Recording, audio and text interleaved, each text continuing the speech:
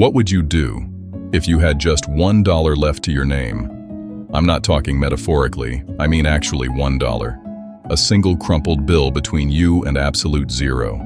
Most people never get that close to the edge, but some do. And what they do in that moment reveals everything about who they'll become. This is the story of a man who stood at that edge, made one decision with his last dollar, and built an empire. But here's what nobody tells you about rock bottom. It's not the fall that defines you. It's what you do in the 48 hours after you hit the ground. Stay with me. Because by the end of this story, you'll never look at failure the same way again. And you might just discover that the thing you've been running from is exactly what you need to face.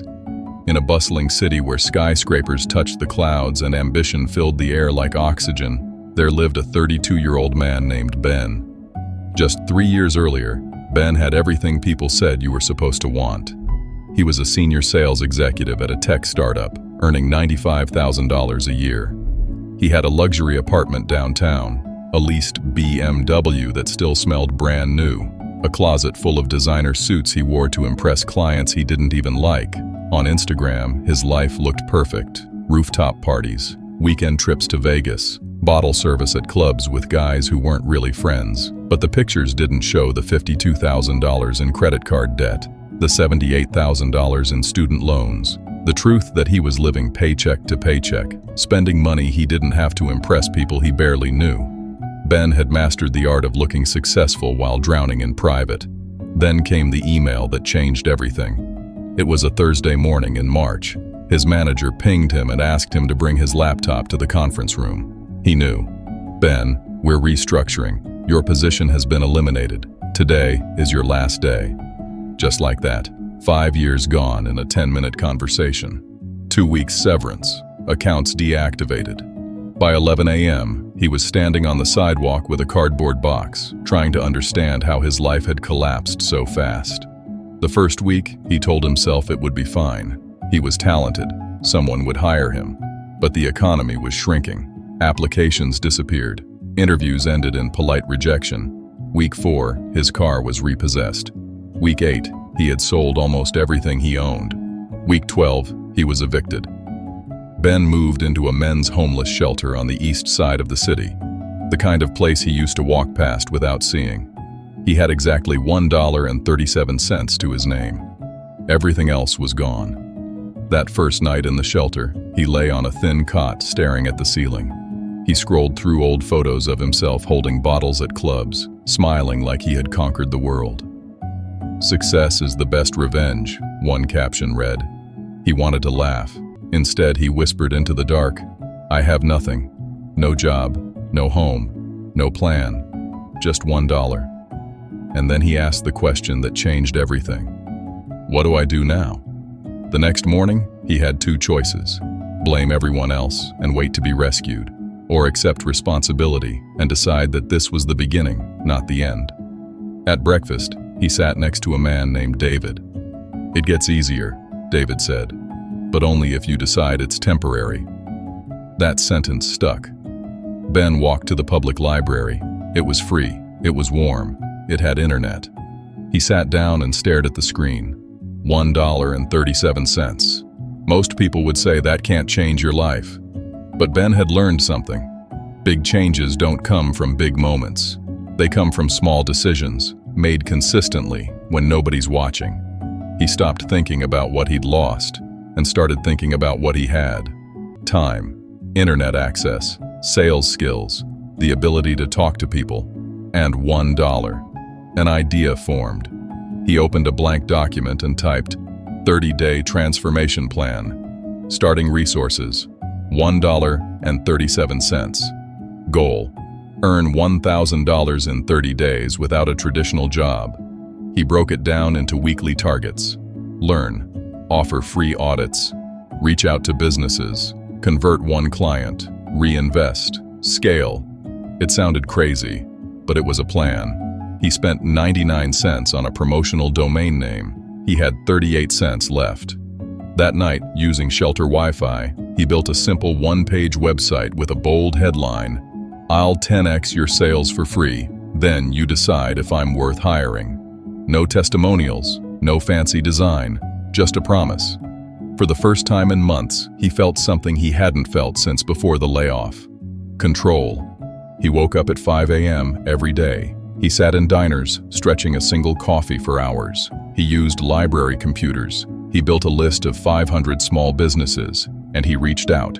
50 messages, no replies. 100 messages, a few rejections. 150 messages, a couple of maybes. The rejection was brutal, but he made a rule. Feel the pain for 5 minutes, then get back to work. On day 8, he got a message from a struggling real estate broker. They met that afternoon. Ben spent 2 hours analyzing the company's sales process and offered a deal. If he could help close more deals in 2 weeks, they would pay him $300. If not, they owed him nothing. They agreed. Ben worked like his life depended on it, because it did. 14 days later, the brokerage closed 4 additional deals. They paid him $300 and referred him to 2 other businesses.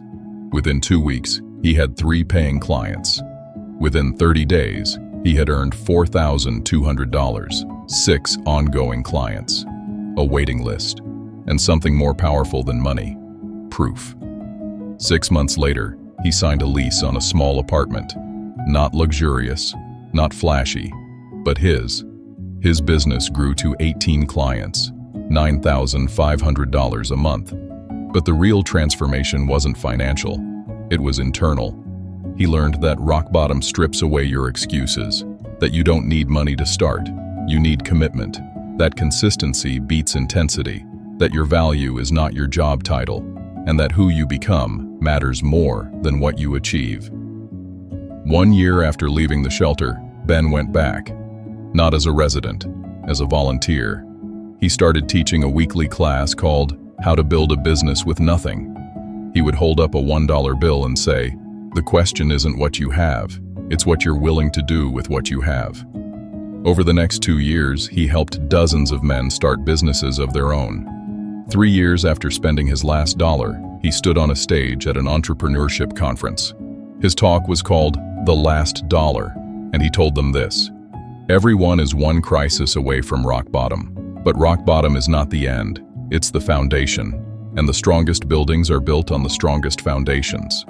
So if you think you have nothing left, understand this: you still have today, you still have a choice, and you still have the ability to decide that this is not your ending, it's your beginning."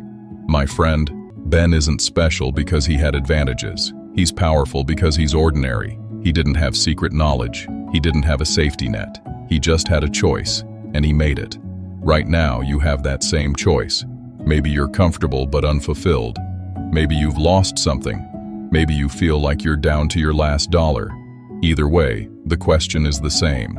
What will you do with what you have right now? Not what you wish you had, not what you used to have. What you have today, that's your $1, and what you build with it determines everything. Your $1 is waiting. What will you build with it? You don't need a perfect situation. You don't need a rich uncle. You don't need a miracle. You need a decision. Because the truth is, your life doesn't change when your bank account changes. It changes when your standards change. Rock bottom is not a curse. It's clarity. It strips away the noise, the fake friends, the ego, the excuses. And what's left? You. Your skills, your hunger, your next move. Most people wait for motivation. Winners move first, and let motivation catch up. So if you're in a season where it feels like you're down to your last dollar, good. That means you're close. Close to growth, close to reinvention, close to discovering how strong you really are. The only question is, will you treat this moment like an ending or a foundation? Decide today that you're building, even if it's small, even if it's messy, even if nobody claps for you yet. Build anyway.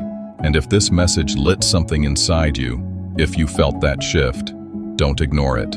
Like this video so more people who need this reminder can find it. Subscribe, because we're not just talking about motivation here. We're building mindsets that create real change. Your next chapter doesn't start tomorrow. It starts the moment you decide. So decide.